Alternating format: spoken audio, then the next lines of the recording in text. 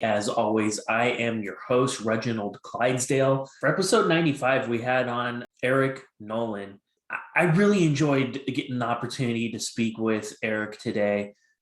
He's a guy that, despite just showing up on the MMA scene, he's asserted his dominance. He's finishing guys left and right. He's an undefeated fighter. He went his entire AMI career over the span of about slightly less than 24 months on the AMI scene. This guy just finds a way to win. I was really, really impressed by Eric when I watched his pro debut just a couple months ago in December. He fought a really tough guy at CFFC. I want to say it was like CFFC 103. Don't quote me on that one exactly, but Eric just put on an amazing performance in his professional debut. He fought a guy named Shane White Eagle. We talked a lot about what his mentals were like getting into this fight, making his pro debut. Anytime you're fighting in front of your home crowd, that's obviously a lot of pressure. And Eric talked a lot about what was kind of going on through his mind, how he was able to kind of reconcile some of the difficulties, the nervousness of fighting in front of his hometown. And once the bell rings, putting that aside and delivering on an epic performance, which he did. Sky's really the limit for this guy. He's a young dude. He's 24, 25 years old, 6 feet tall. He's 170-pound welterweight. This guy is just really, really tough, really strong. He finds finishes. A very gifted fighter, really exciting to watch. Be sure to check this one out, and you can watch his bout against Shane White Eagle on UFC Fight Pass. Definitely do that if you have not seen this man compete before. As always, Mom's Basement MMA merchandise, you can get it if you're interested in that. There are two ways. If you follow me on Instagram, the link is in my bio to the store. I would greatly appreciate any of your support. It really goes a long way and helps keep Mom's Basement MMA alive and well. Alternatively, you can also click in the description for this video the link to the Mom's Basement MMA official store is right here. We got all kinds of cool things on. We got hoodies, we got t-shirts, we got leggings, tank tops, all kinds of cool stuff. Check it out. Let me know what you think. And if there's something that you would like me to include in the store, hit me up and I'll see what I can do. All right, without further ado, here is episode 96 featuring Eric Nolan. So thank you guys. Thanks for watching. Enjoy.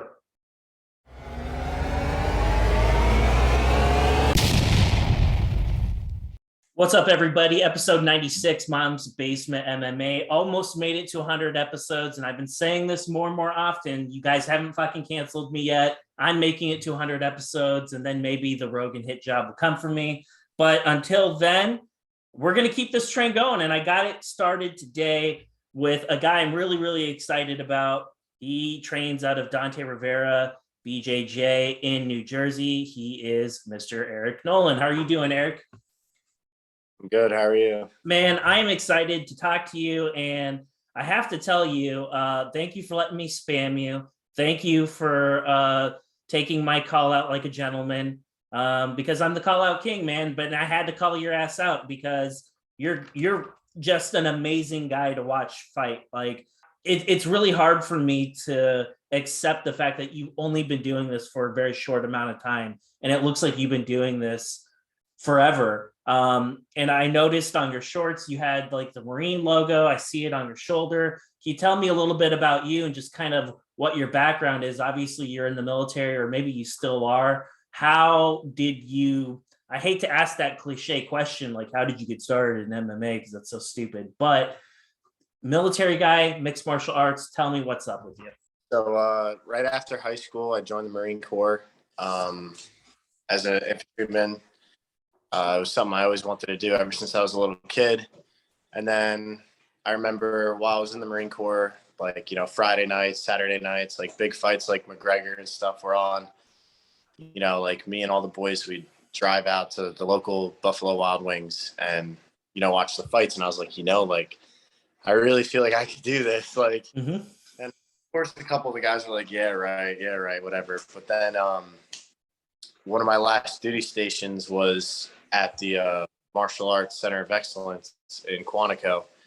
And then I got a little bit of free time to start training and doing stuff with those guys. So I signed up for a Donald Cerrone's Cowboy fight series, shot him a Instagram message, and I was like, hey, like, I want to do this. And then they ended up finding me an opponent, cut zero weight, had no like striking training at all. Like, it was all just wrestling.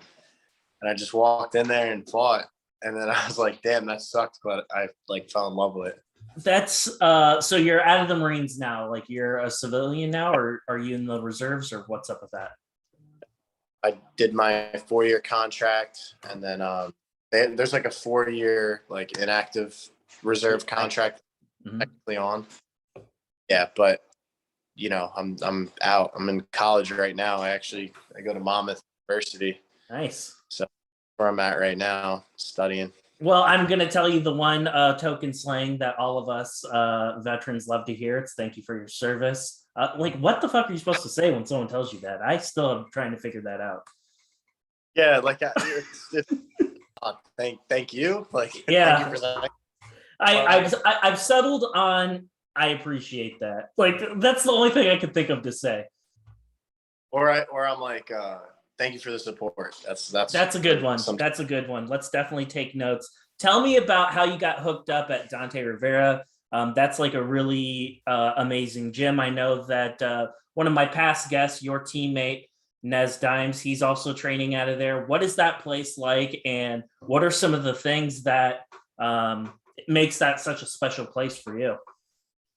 Yeah, you know, it's like one of those, like a lot of people will say like, oh, it's like, you know, it's not like I've been to and stuff like that. But this one really is like everybody on that, like your jiu-jitsu guys, and then you got your MMA fighters, but it's really close. It's like a family pretty much.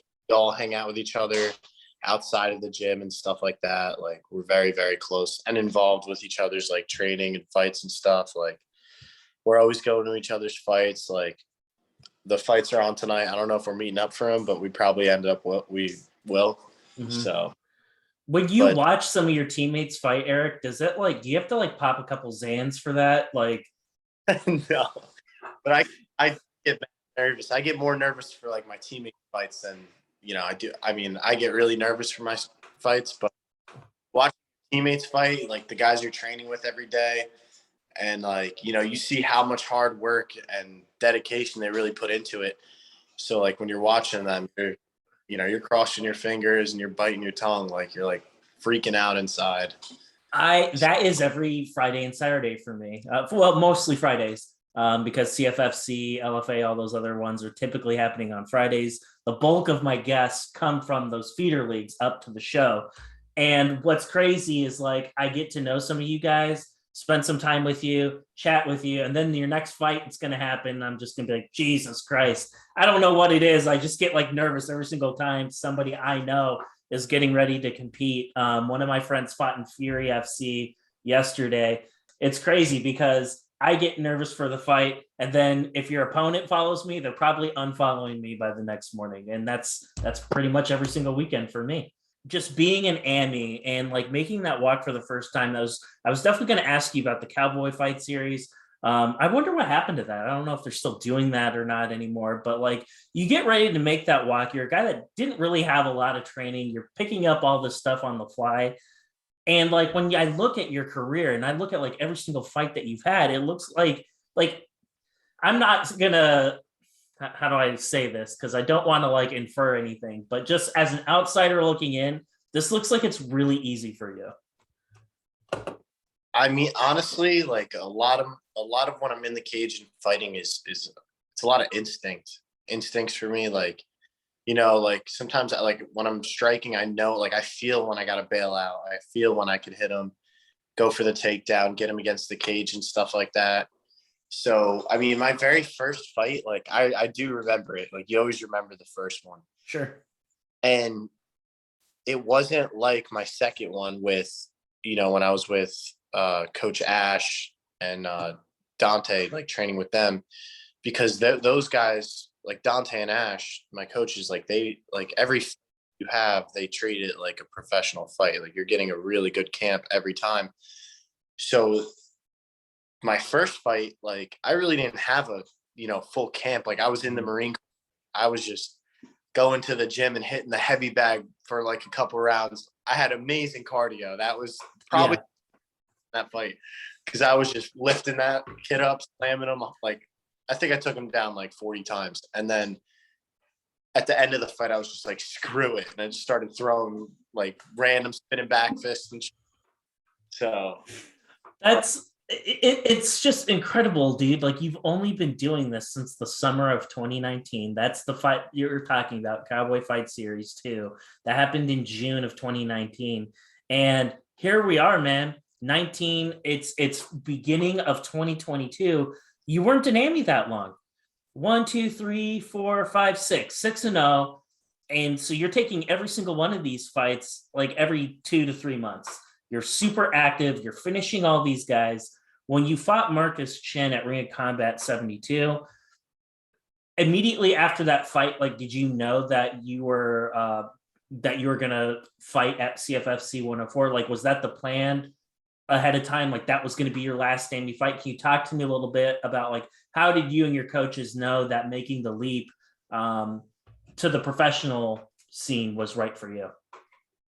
After that fight, I don't know if you saw that fight, but like within the first 5 seconds, I went in there like a maniac and I got hit with an overhand right. And I was like, oh, damn. And then I ended up finishing him early in the round. But after that fight, I told Dante, I was like, I got to go pro. Mm-hmm. I was like, I kind of cruised through the amateurs and it was just like not hard to get motivated. Like I always get motivated for fights and stuff like that. But it was just like, every fight I take now, it's like, I already won the CFFC belt, the amateur belt. I was like, I need something else to chase. Like I'm ready to I want to chase something. Like now I want to chase the CFFC, professional welterweight belt. Like that's my next, that's what I wrote down for next. And then, if opportunities come before that, Dante is really good at, so we'll take it from there. But yeah, after that fight with Marcus Chin, I was just like, Coach, I got to go pro. Like, Yeah, and with all due respect to Chin, I'm not going to call him McCann, but I will say he doesn't have the best record. He was probably the weakest out of every single one of your opponents that you've had. But I'm not going to bust your balls for it because you have to fight who's in front of you. And for you getting fights, particularly on the AMI scene, that must have been incredibly difficult. Were there a lot of like cancellations, a lot of fighting guys you'd never heard of? Like, did your bouts fall through all the time? What was that experience like getting fights on the AMI scene? Well, I started in 2019. It was very easy. Mm-hmm. Like I was taking every single fight. They were like, all right, you got to get this guy. And I was like, yes. You got this guy. Yes. You got this guy. Yes. And then, COVID. So the amateur scene kind of went like blank for a whole year. And that's when I used that year in COVID to really just develop striking. Like I would drive to my house because the gyms were closed. And then like, I was just striking with him like almost every day. That's all we did. But then like after that whole COVID break happened, I got that CFFC opportunity. And then after that, I wanted to stay active. We just had a whole year of no amateur fights. And, the year of 2019, I had 4 in like 8 months. Right. Talk to me, Eric, about how the fight came together with Shane. So you tell your coach that, hey, I'm ready to go pro. It's time for me. Obviously, he signed off on it. Otherwise, you wouldn't have fought. Did you know anything about Shane White Eagle before you were getting ready to fight him? Was it just kind of one of those things where it's like, hey, here's a guy who can make the weight. Here's a guy that's also making his debut. When it comes to like a matchmaking, when it's your first pro fight, like what is that experience like? I always do my homework on the like guys I'm fighting. Like I think it's very like if you don't, I don't know, like I have to. Like if I get my opponent, I study him regardless if his record's 10-0 or 0-0. Like I'm just trying to find every little detail about him. I knew he was from the West Coast and he was flying to AC, so I knew he was for real. I was like, if this kid's gonna fly all the way from the West Coast to fight me at pretty much in my backyard, like Atlantic City, I call Atlantic City like my home field. Like that's my home stadium right there. I get a lot of people to go there, like so that's home. So it's like, all right, I know he's going to be for real. So I took that fight very serious. I take every fight very serious, but especially my pro debut, was like, I'm not going to let this guy come in and embarrass me in front of all my friends and family. And that's one of the things that I was going to ask you about, like mentally preparing for this. Physically, that's easy. Well, I'm going to say relative, because you've been there, you've done that. You putting in the work, you're an athletic guy, obviously. You going in there and doing the work, that's easy. Going to the gym, eating right, that's easy. When you're sitting in the back room and before you're getting ready to like get that like tap on the shoulder, like, yo, man, time to start warming up. It's your pro debut. You're an Amy. Amy's typically fight first. So now not only are you going from 3 minutes to 5 minutes, but the actual time of when the bout's supposed to happen, that slides over to the right. So now everything's kind of on a delay. Was it weird, number one, having to wait a little bit longer to fight? And like, what was kind of going through your mind before you get ready to make that walk? Because to your point, I watched that on Fight Pass. Like, people were flipping out when you showed up. Like, your people like took over that place. And so you got to tell me, like, what was that like? Like, did that kind of like psych you out a little bit? Did it pump you up? Like, what was going through your mind when you're getting ready to like, you know, make that walk for the first time in your pro career, I should say? So I made the walk out kind of the night before, like the night before I went down there. I checked out the cage and I was walking out from where, you know, they send you out, and I was like, damn, like you see everything. You see the cage, but then like you got bleachers that are looking down inside the cage, which I thought was really cool. Like, it kind of looks like a little coliseum. Doing my thing, and then, you know, fight night, I think that helped. Fight night, I always have been like, every time my song comes on, I just run to kind of avoid seeing certain people, certain individuals that I like, you know, that are really close to me. I hear them, but I just like, I'm doing my own thing, you know, getting the Vaseline on me, and I get in the cage. And then it's just like, once I get in the cage, it's just like, I'm a totally different person. It's a switch. I think a lot of guys have trouble flipping that switch sometimes. Like, they'll either get too caught up in it, or they're just like, all the nerves and stuff are just hitting them so intensely.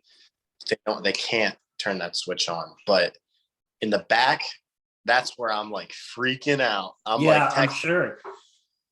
I'm texting like a individuals that I'm close with, and I'm like, oh my God, like I'm so nervous right now. Like, you have no idea. Like, I'm, you know, not scared, but just like.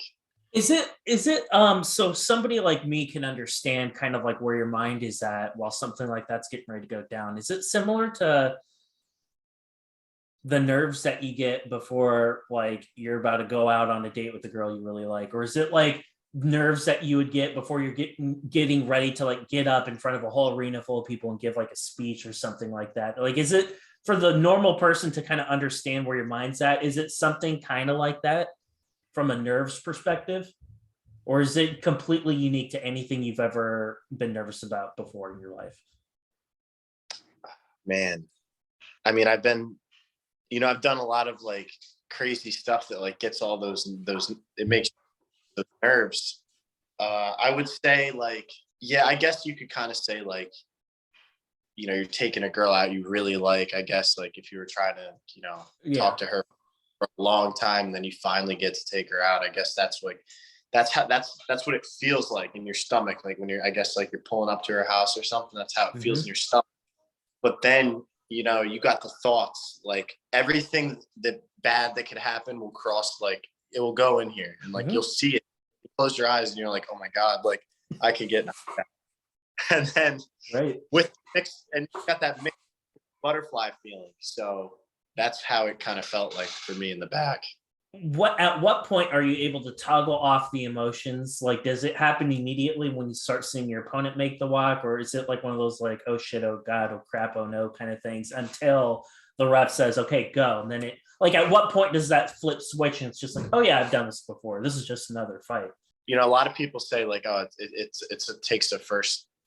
takes you getting hit first to like be like, all right, I'm here. Yeah. But for me, when the announcer's calling out our names, then everything starts to flush, and I just get like zoned in on my opponent. Like I'll just like be staring at him, and I'm, you know, moving, looking around, like then I'll really start to see everybody again. And it's like, it flushes down into just me and him. And then it like, you start hearing everything, and then It's like in and out. And then usually after the first like 10 seconds of the bell ringing and I'm like bouncing on my feet, moving, that's when I'm like clicked. Things are switches on.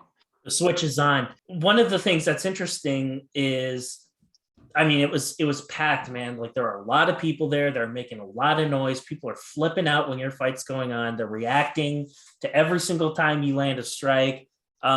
Was it difficult to hear your coaches at all? Like when they're giving you instructions, like were you able to hear what they were saying? Did it go in one ear, out the other? Talk to me about your coaches and them trying to chirp at you.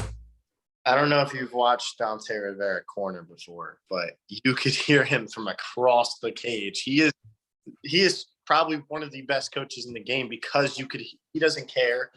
He's screaming like everything he wants you to do. And then like, when we're in practice, he screams at us the same exact way. So you're registered, you have his voice registered in your head. And then like he says little things that like you've done in practice, like heel to heel, you'll hear a lot. And that's when I know like, okay, like against the cage and his foot's away, I could sweep it. Just little stuff like that. Definitely do not have a problem at all hearing my coaches. I always ask that because it's like one of those things where sometimes nerves get to you, and like, yes, you can hear him, but it's like, it's just noise. Like one of the things I've always been curious about, and I always pay attention to this is why I hope they don't ever get rid of the apex. I hope they keep the apex. I really like it because for somebody like me, I can sit back and I can hear the coaches. It's like the early prelim fights. I can hear every single thing that they're saying. And I watch the fighter. I'm like, okay, can the fighter, number one, make adjustments on their own without their coach? But when their coach asks for something, are they doing that? Can they apply that? Sometimes they can, sometimes they can't. Like the infamous Aspen Ladd fight was a great example of a coach asking for something, and she didn't have the ability to execute any of the things that the coach was asking for. I think it's very important. Like, you get your sparring in, like there's some days you get your sparring in, your coach isn't really like watching you, but I think it's just as important to have the repetitions of, having your coach in your corner while you're sparring and him yelling out certain things. Like you got to practice like that too. Like you got to practice like you play. And if you're out there, like, just doing your own type of sparring and you don't really have your coach's eye on you, and then when you get in the cage, he's calling stuff. And if you guys aren't on the same page, that's a problem because he's kind of the controller. Yeah. He holds the controls. You're just the player. Mm-hmm. That's another thing that helps the nerves a lot. Like having Dante and Ash in my corner. I spent a lot of time with them in general. So, when I walk out, it's the last two people, you hug. It's the last two people you're like, all right, like, here we go. Right. So I'm very comfortable when I'm in the cage and I know that they have my back. It had to have been a weird experience for you because you typically, at least up to this point, you don't really get to talk to your coaches all that much. Like your fights are ending relatively early on. Like, yes, you had one fight go to decision, but I don't even know if you were with Dante at that point against Taj Blair.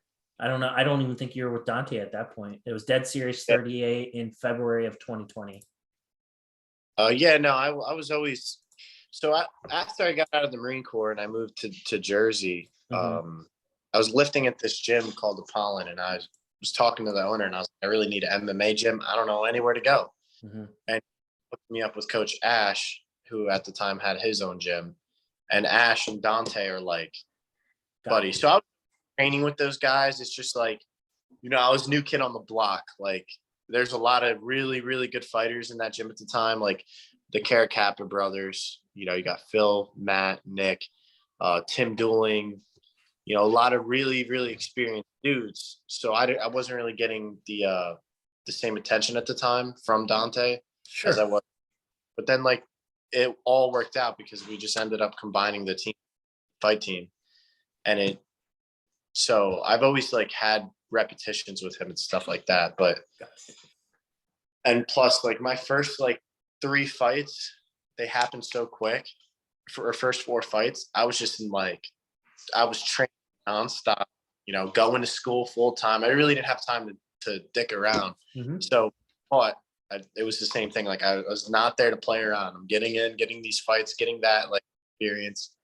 I had a couple decisions, which I think everybody needs.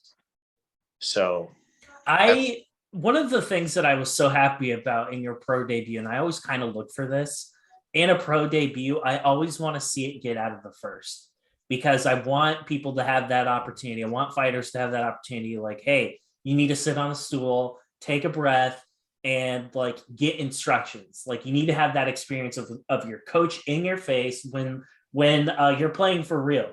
Like the stakes are high right now, and if you fuck up, like it's like a tattoo, man. It's not getting off you. Like that's on you for forever. That's going to be on you, right? So it's like in a high pressure environment, you're making your debut in front of your home people. You sit on the stool. You won the first round convincingly. I had you winning every single one of the rounds personally. But when you're hearing your coach talk to you, what were some of the things that he was telling you in between rounds at the for the White Eagle fight? Some of the things he was telling me was just like when I had him against, like for the first round, at the end of the first round, he was like, when you have him against the cage, his heel's sticking out, like, trap that heel. We went over this. Basically the same things that, like, once my striking started to open up, then you started to hear him say, like, let your hands go, let your hands go. Then the clinch happened, and then everything just started opening up. He just told me, like, in the corner, he's like, just open up. Like, just have fun with it. You're a good striker, but a lot of people don't think I'm a good striker. I just know how to wrestle. But that's kind of surprising. I think you're a good striker. Yeah, well, from the pro debut, but a lot of my other fights, I would take people down and submit them, and that would be it. Well, then that shows an evolution of sorts, and you can keep people guessing now as to what's going to come next. Yeah, like I don't think I've ever used the clinch like I did in that fight, but we clinched in practice a lot, so it just kind of happened. I just remember him, like I was in striking range, he came in and here's your head. Right, and that had to have been. Were you nervous at all, like when you're going into the pro debut? Like, were you nervous at all about going from 3 to 5 minutes? Like, what was your what were you doing specifically to make sure that you weren't gas out? Well, I made sure I went into that fight doing 5-minute rounds. Like that's how many, like fresh guy every time. So like round 1, 5 minutes. That's like usually the shittiest because breaking that wind. You're like, oh damn, that sucks. I got to do 4 more. But then I could probably do like 8-9 of those rounds. Like realistically, like after the fight, after the 3rd round, I was like ready to keep going. Like I was huffing and puffing, but like I'm so used to it. It's just how I breathe. And I was just like, oh dude, like I'm so like amped up right now. I could keep going. Well, you didn't really look tired to me. It looked like you could have. And that was one of the other things that I wanted to like kind of ask you about, like being able to, and you alluded to it already, Eric, and it's like being able to throw elbows, being able to like throw knees. That had to have like opened up your game in so many different ways. Like all the things that all of a sudden you can do now. Like there are no pads. There's really no limitation in terms of like what you can't do. Was that like really exciting for you? Like, dude, the chains are off. I'm like going to be unleashed and I can fucking fight how I want to finally. Yeah, because like amateurs, something you have to subconsciously think about is like, oh, I can't kick him in the head here. Even though in sparring, I'm throwing head kicks all the time. Like, it's just what I do. It's like dog out and he shoots out. That's how I felt like in the cage. I was like, oh my God, I could do whatever I want. Like, this is sick. It was really cool. And I'm only evolving, honestly. Like me and Coach Ash spend a lot of time privately just working on striking. I post a couple story every once in a while. I don't really like to show too much, but yeah, it's like so cool being able, like, not having to work the little things. Yeah, and that was one of the things like I picked up on. You definitely had like a look of excitement. And I was like, I don't know, is he like excited because he's fighting in front of his people? Is it because he's like unchained? Maybe it's a combination of both, but you did a really good job, all things considered, not dumping your adrenaline, making sure that you stuck to the game plan, not getting too caught up in the moment. There's obviously a sense of maturity about you, and you definitely have a good connection with your coach. If you didn't have a good connection with him, sometimes you see crazy things, especially for that first fight. And when all things were considered, I thought that you did really well and you were very composed. We talked a little bit about this before I hit the record button. I was watching this fight, Eric, as it happened. I'm watching this fight because I watch CFFC fights all the time, even though that promotion pisses me off sometimes, but it's all good. Well, that's a story for another day. You got on there, and dear God, Shane White Eagle, like, I hope he's listening to this. Like, Shane White Eagle, you are one of the toughest people I have ever seen in my life. You threw everything at this kid. I don't know how this guy is a zombie for sure. Like, at any point in the fight, did you ever get frustrated? Like, why is this kid not going down? I mean, it takes a lot to get me frustrated, mad, upset, just in normal life. So like, it's no different to me in the cage. But there's that, like, I rewatched the fight a couple times, and I'm watching, like, I hit him with a super punch. I hit him with an overhand right, a head kick, and he kept coming forward. And I was like, damn, do I just not hit hard or something? But I was like, I have a knockout in the third round. I know I hit hard. But he was just, dude, he was so tough. But I was prepared for 3 whole rounds. I did not go into that fight at all thinking, okay, I'm going to get a, first round knockout or a first round sub. I was prepared to go all 3 rounds. So that was one of the things I definitely wanted to ask, because I was just like, you're coming up against a really tough guy. He's throwing everything at you. He's eating all of this stuff. And like, I wonder, like, I wanted to ask, like, was there ever like that switch in your mind where it's like, do I suck at striking now? Like, and you already answered that question. And I think it was probably more of a byproduct of him just being a really tough dude. Yeah. When you look at that fight now, like, what are some things that you really were happy about? And what are some things that you're like, man, like, I didn't really like that.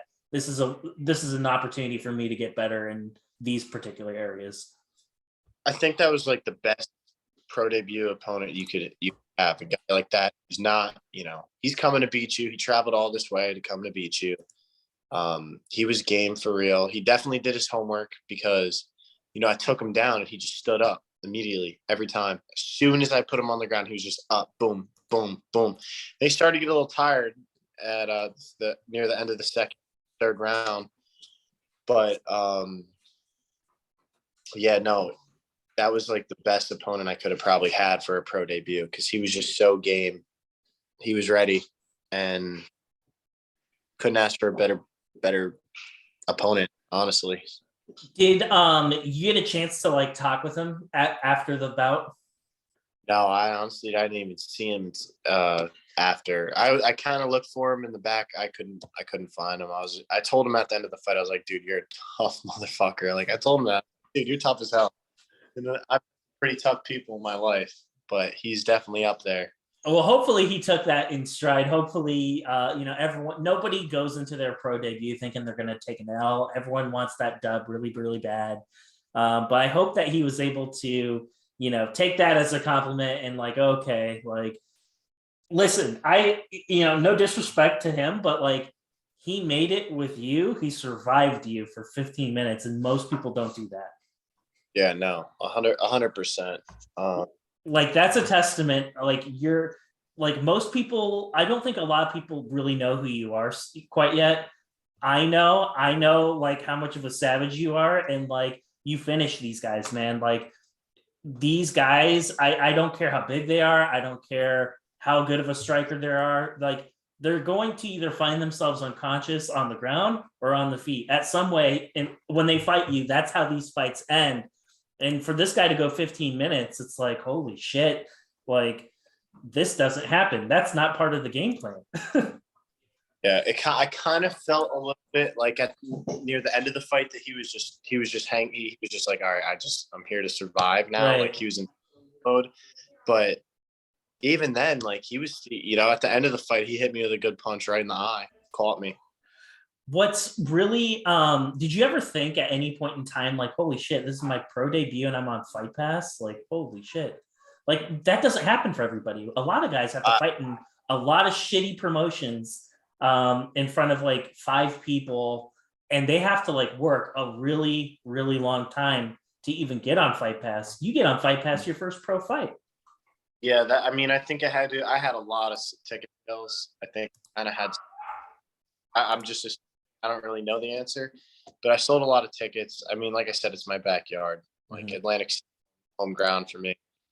Also, you know, being in the Marine Corps, I have a lot of Marine Corps friends that are watching from like across the like From in all Japan. over. Yep.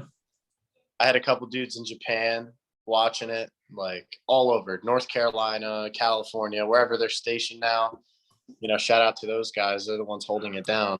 But How, yeah, dude, I'm really happy for you, Eric. I'm really happy that you've been able to like make it to this level and get on the Fight Pass in like a short amount of time. And the reason why I say that is because you fought in a big show, like you fought in front of a lot of people.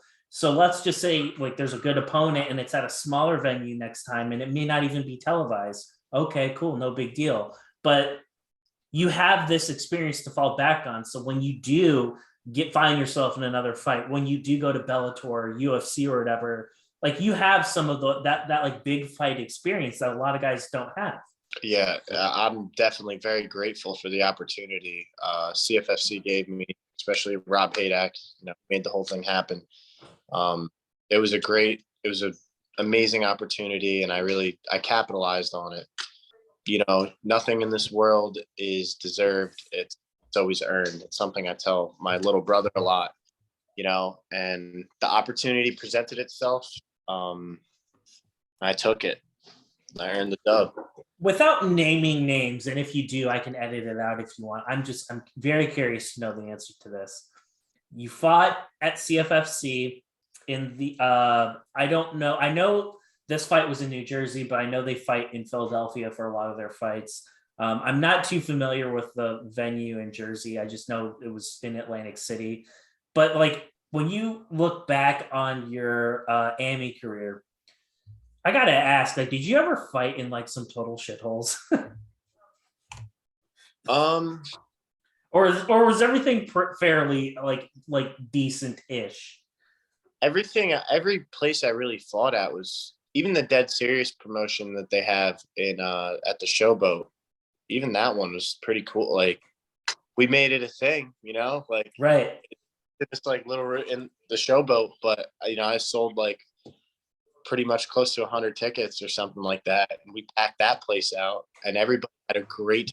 Every time I bring, see, it's funny. Every time I bring somebody to one of these fights, they're like, "I gotta go to the next one. Like, let me. I don't care where it is." You know, the New York fight I had though, for Dead Serious, it was like outside, and then it started like raining. Like we were under a shelter, whatever, but the fans and stuff were sitting like outside, and it started raining. So they came and they kind of like took over our warm up areas. So we're warming up on these wet mats that are like in the bed. Now, like you got like 10 feet to warm up, and that's freaked me out. I was like, oh, hell no. Like this is, and I was like the 22nd fight out of 30. Oh It was like, God. I was waiting there all day. It was sunny out. I was like, damn. And you know, you can't sleep when you're there. As soon as you get there, I can't sleep. I'm like, dude, this is ridiculous. But That's interesting because you're a Marine and Marines are supposed to have the gift where they can sleep anywhere. That's yeah, that's what you guys are famous for, right? yeah, that's funny. I mean, it's kind of different though. Like, Yeah, I could only imagine. Before I let you go, Eric, I want to ask, like, we're relatively brand new into the year. At the time of this recording, it's February of 2022. We have 10 months to play with. What are some of the things that you're looking to accomplish in 2022? When can we expect to see you back out there? What are some of your goals for this year? well, I'm fighting again April 15th for CFFC at the Hard Rock again.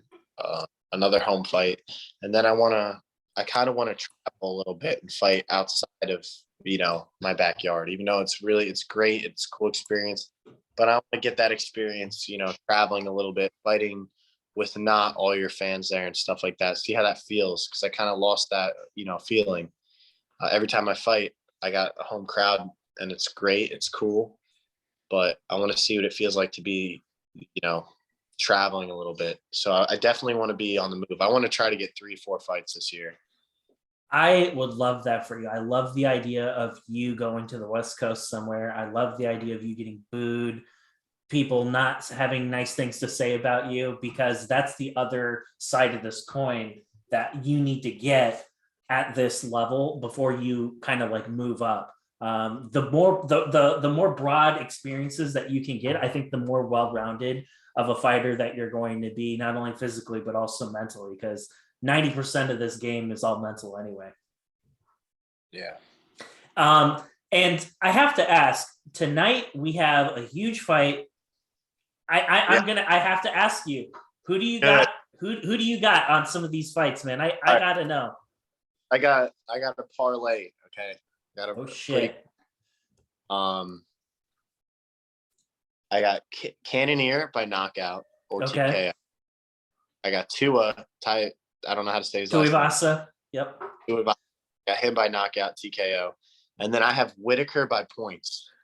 What is your parlay payout going to be if that happens? I only put like $25 on it. I'm still a broke fighter. No, Dad, totally understand. But like, what are the odds? It's got to be like plus 860 or plus 900. It's got to be something stupid. My housemate's here. He has it right here. What is it? The odds are 4,652. Dude, and Adesanya's gonna kill him. Adesanya's great, like probably one of the best strikers in the game, like realistically. Yeah. But I don't.